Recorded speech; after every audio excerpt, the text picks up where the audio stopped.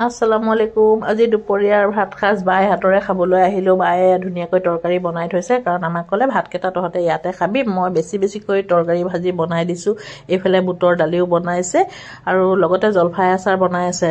মানে জলফাই আচাৰ এতিয়া খাবলৈ নহয় আৰু ভৰাই থ'ব।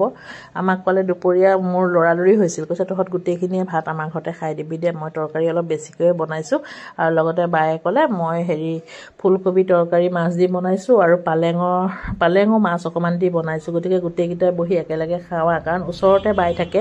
কেতিয়াবা আমাৰ এনেকৈ সুবিধা হয় জানেনে, আমি যেতিয়া ক'ৰবালৈ যাওঁ ভাতকেইটা ফোন কৰি দিওঁ, ভাতকেইটা তহঁতৰ ঘৰতে খাম। আজি মোক দেখিছিল বহুত কাম, সেইবাবে ক'লে আহা ভাতকেইটা একেলগে লগে ভাগে খালে ভাল লাগিব, আৰু তৰকাৰীও বহুত বেছিকৈ বনাই দিছোঁ। ভাতমুঠি চিটি মৰাম আৰু হৈ যাব সকলোৱে। আপোনালোকে কোনে কোনে কেনেকৈ খালে জনাবচোন দেই, কি দি খালে।